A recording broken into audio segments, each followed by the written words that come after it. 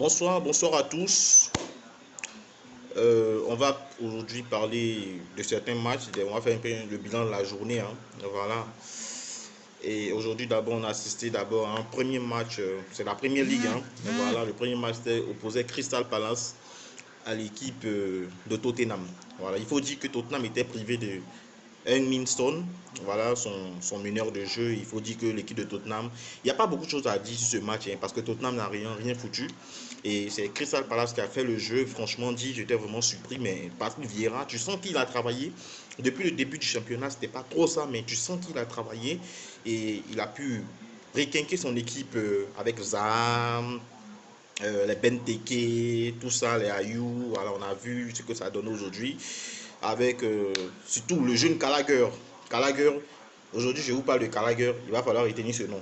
Gallagher, c'est un très bon joueur aujourd'hui. Il faut dire que c'est l'ancien capitaine de l'équipe des 18 ans de Chelsea. Voilà, c'est l'information que je vous donne. Voilà, sur Gallagher, il a été parfait au milieu, le jeune Gallagher. On a vu ses déhanchements, son contrôle de balle. Tu sens que ça me rappelle quelque chose, un peu comme dans Olivier Hatton avec Gallagher. C'est quand même le même style. Voilà, il a permis aussi d'obtenir le penalty. On a eu le carton rouge de Tanganga du côté de Tottenham. Il faut dire que le carton rouge de Tanganga a fait la différence parce que là, lorsque l'équipe de Tottenham prend le carton rouge à 10 contre Crystal Palace, qui était quand même bon à 11 contre 11, il faut dire que c'est mort. L'équipe de Crystal Palace a pris les dessus au fur et à mesure des événements avec Wilfried Zaha surtout qui a été très bon dans ce match. Franchement, il faut dire merci à Wilfried Zaha. Voilà, parce que là, Callaghan, sur un déboulement sur le côté, a pu faire un centre, on a obtenu penalty et Zaha s'est chargé. Penalty parfaitement tiré, contre pied parfait, il n'y a rien à dire. Il n'y a rien à dire. Tout à l'heure, je vais vous mettre les buts après le débrief, vous allez voir les buts. Voilà, par la suite, on a vu ce qui s'est passé avec Edouard Cissé, le petit français, pour son premier match qui fait la différence avec l'équipe de Crystal Palace. Franchement, bravo. Crystal Palace prend les 3 points tranquilles. Il n'y a rien à dire. Maintenant, je sais ce que tout le monde attend. Vous attendez que je parle du match qui était tant attendu, disons mondialement. C'était le match le plus attendu, il faut le dire. C'était l'opposition Manchester United contre Newcastle. Voilà, j'espérais que Cristiano Ronaldo tapotait aujourd'hui, mais malheureusement, il nous a fait du Ronaldo. Ronaldo, c'est un excellent buteur. Voilà, le match a commencé, on a vu, c'était un peu d'abord au début, il y avait beaucoup de tension, de l'atmosphère, la pression qui était là, mais Ronaldo, c'est l'homme qui sait gérer les pressions. Il a pu gérer la pression, le premier match, il savait qu'il allait marquer aujourd'hui, il sentait ça depuis le début, on sentait que l'atmosphère était un peu tendue, bizarre, mais c'est ça les aléas du football.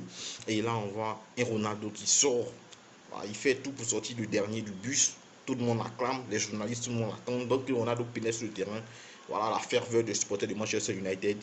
Voilà le welcome back de CR7, c'est ça, le welcome back de CR7. Voilà, ça me rappelle des choses. Voilà, bravo à Ronaldo sur le premier but qui suit, une frappe de Greenwood et Ronaldo qui enchaîne, qui marque. Et derrière, on a vu l'égalisation de Newcastle. Newcastle aurait pu faire mieux aujourd'hui. Moi, je le dis, Newcastle aurait pu faire mieux aujourd'hui. Mais ils sont tombés un peu dans cette ferveur-là qui régnait à Manchester, l'atmosphère. Et généralement, ça fait la différence. Ça fait la différence de match. La simple présence de Ronaldo, c'est ce qu'on appelle les grands joueurs. C'est ce qu'on appelle les grands joueurs. La seule présence de Ronaldo a fait la différence. Et là, on a vu ce qui s'est passé. Voilà, et il suit l'action de Greenwood. Les gens vont voir ça un but simple, mais ce n'est pas un but simple. Il faut avoir l'instinct de buteur pour voir sur ce genre d'action-là. Et aussi, pour marquer ce but-là, ce n'est pas facile. Il y en a plus d'un qui n'aurait pas suivi cette balle. Mais Ronaldo, il a l'instinct de buteur, l'expérience, il y croit. Il a attiré par le but, il a marqué. Bravo à CR7 1-0. Après, on a vu l'égalisation. Mais après l'égalisation, on a senti une autre équipe de Manchester United. Ronaldo était là, il essaie de haranguer ses joueurs. Réveillez-vous, tu vois les Pogba qui nous commencent à sortir de beaux jeux avec le Luke Shaw, voilà, tu vois Shaw qui prend la balle. Et ouais, Ronaldo en profondeur, il met la balle à Ronaldo. Entre vous et moi, un attaquant normal, un attaquant ordinaire dans ce cas-là, il va essayer de pousser le ballon encore, accélérer avant d'enchaîner, il va chercher second poteau. Mais Ronaldo, l'instant de buteur, il jette le coup d'œil. Il a déjà pris l'information, il a déjà vu le gardien, il sait où il va mettre le ballon. Dès qu'il prend le ballon, il claque le ballon entre les jambes du gardien. C'est du pur Ronaldo, du pur buteur. Il n'y a rien à dire à ça.